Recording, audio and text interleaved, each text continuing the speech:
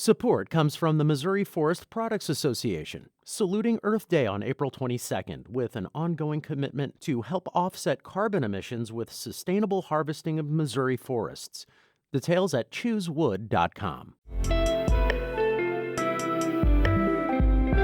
It's Friday, March 17th. Happy St. Patrick's Day. This is The Gateway. I'm Wayne Pratt.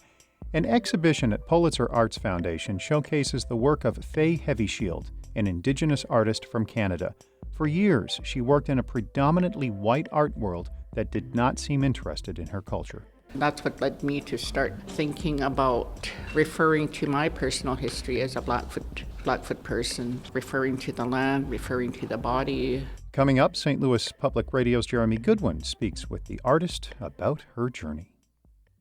The U.S. Environmental Protection Agency has issued proposed limits on so-called forever chemicals in drinking water. As St. Louis Public Radio's Brian Moline reports, it's the first time Missouri drinking water would be subject to such limits. PFAS are a class of more than 12,000 human-made compounds that accumulate in the environment over time via pollution. Scientists have linked them to a wide range of health problems. Missouri doesn't currently have any restrictions on PFAS, but testing over the last decade found high concentrations of the chemicals near Sullivan in Franklin County and near Ellsbury in Lincoln County. Illinois does have limits on PFAS in drinking water, but the new EPA rules would be much stricter. Illinois EPA testing in 2021 found concentrations of the forever chemicals higher than the proposed limits at 7 sites in Madison County and 2 more in St. Clair County. The EPA expects to finalize the new regulations by the end of this year. I'm Brian Moline, St. Louis Public Radio. A national environmental think tank is giving grades to states on how well they are addressing the amount of lead in drinking water in schools. Environment America is giving Missouri a C and Illinois a D in its annual report card. The grades are based on the amount of lead found in school drinking water, the amount of testing, policies to address high levels, and public disclosure. More than half of the states got a failing grade. The highest mark is a B+. Lead is highly toxic and especially damaging to children, impairing growth and brain development. St. Louis's health director is urging caution after 3 area hospital systems dropped mask requirements. Lower COVID levels are prompting SSM Health, Mercy, and St. Luke's to remove the restriction for most patients, visitors, and staff. City Health Director Dr. Madi Schlashwayo-Davis says it's not an easy decision for healthcare systems. So we cannot have a black and white approach to mandates just because the overwhelming number of us are fortunate enough to maybe be of a certain demographic that doesn't put us at risk. Schlashwayo-Davis says the pandemic will continue after the federal public health emergency ends in May. One of the area's largest hospital systems, BJC, says it will keep its mask mandate, at least for now. Washington University is following other top institutions by announcing it will no longer participate in one of the nation's most popular medical school rankings. St. Louis Public Radio's Sarah Fenton reports the school will stop providing information to U.S. News and World Report for its best medical schools list. The school's withdrawal comes as other top schools on the list, including Harvard, Stanford, and Penn, also decide to bow out of the rankings. Vice Chancellor David Perlmutter says the rankings reflect outdated values and a narrow view of the medical field. He says the list doesn't reflect the school's commitment to social issues. Schools provide information to the publication, which then rates them based on research funding, selectivity, and other factors. WashU says it will continue to provide information to prospective students itself. The St. Louis Med School has historically been ranked high on the U.S. News and World Report list. This year, the publication listed it at number 11 in the country. I'm Sarah Fenton, St. Louis Public Radio. A federal jury in a Chicago corruption trial has heard a secretly recorded call in which a Commonwealth Edison lobbyist delivered a fateful message that ended a 32-year political career. Dave McKinney reports. Prosecutors are showing jurors how former Illinois House Speaker Michael Madigan flexed his immense political muscle in Springfield. Jurors heard him wield that power through Michael McLean, a ComEd lobbyist on trial for allegedly bribing Madigan. Lou Lang was a longtime Democratic state representative facing possible sexual harassment allegations. Madigan wanted Lang to resign, and he assigned McLean to deliver the message. This is no longer me talking. I'm an agent, somebody that cares deeply about you, who thinks that you really ought to move on. McLean's lawyer countered there was nothing illegal about his client relaying such a sensitive directive on Madigan's behalf. This is Dave McKinney.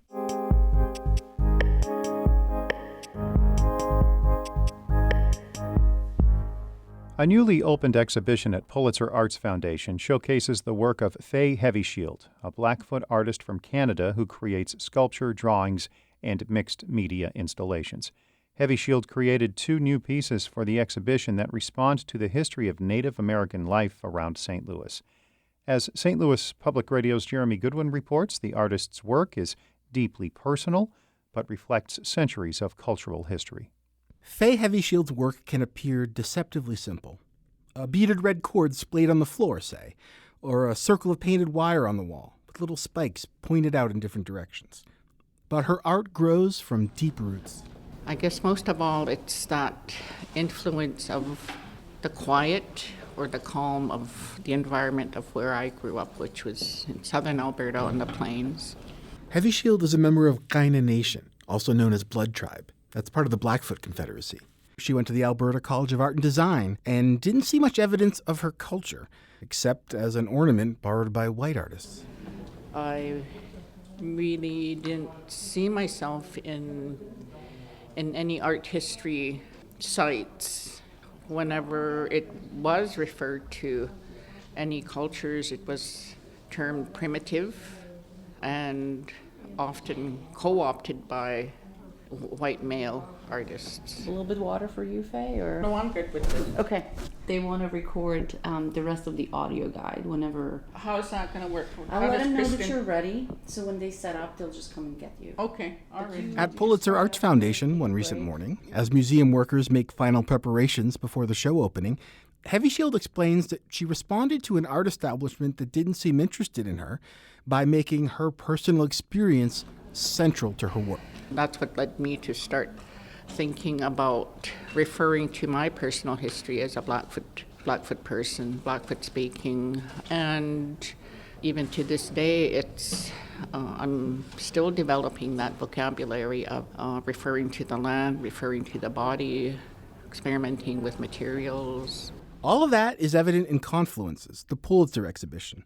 It features work from throughout her career and 2 newly commissioned pieces that respond to the history of Native American life in what we now call the St. Louis region. Contemporary Indigenous art is incredibly vibrant and important, but has, historically been overlooked. That's Tamara Schenkenberg. She curated the show. Faye has had a groundbreaking practice for close to 4 decades and has made remarkable work, but it hasn't been widely seen, especially in the United States. Last year, HeavyShield visited Cahokia Mounds, where the largest community of indigenous people north of Mexico thrived 1,000 years ago, and also the confluence of the Missouri and Mississippi rivers north of St. Louis. The confluence inspired the exhibition's centerpiece, more than 3,000 small photographs of the Mississippi, Missouri, and other rivers. They span the wall of the main gallery. Each of those, they have a special significance for me. Each time that I've spent around these rivers, I recall the scent, the smell. They're very much alive, but also very fragile. Would you lead the way? I guess we'll go to that one next. Down the hallway, in a smaller gallery, sits the other new work, inspired by HeavyShield's visit to Cahokia. 49 small plaster mounds are arranged on the floor in a neat grid. A simple line drawing on the adjacent wall interprets the mounds as a heartbeat, she says. The careful arrangement reflects the advanced state of the mound builders' society. When I visited the site, it stirred my imagination so that I wasn't really thinking of the civilization or these elements of it as curiosities. I was really stirred to imagine people going about their everyday life. HeavyShield will soon create a work for St. Louis Art Museum, responding to pieces by Indigenous people in its collection. After her Pulitzer exhibition ends, she'd like to move her piece about Cahokia Mounds somewhere outdoors, with no sign announcing them or identifying her, just blending in and becoming part of the landscape. I'm Jeremy Goodwin, St. Louis Public Radio.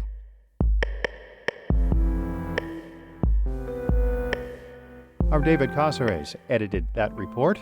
Before wrapping up, I am out for a few days. A plethora of people will be behind this microphone over the next week, starting Monday with Rachel Littman. The Gateway is a production of St. Louis Public Radio, a listener-supported service of the University of Missouri-St. Louis. Music by Ryan McNeely of Adult Fur. I'm Wayne Pratt. Support comes from the Missouri Forest Products Association, saluting Earth Day on April 22nd with an ongoing commitment to help offset carbon emissions with sustainable harvesting of Missouri forests. Details at choosewood.com.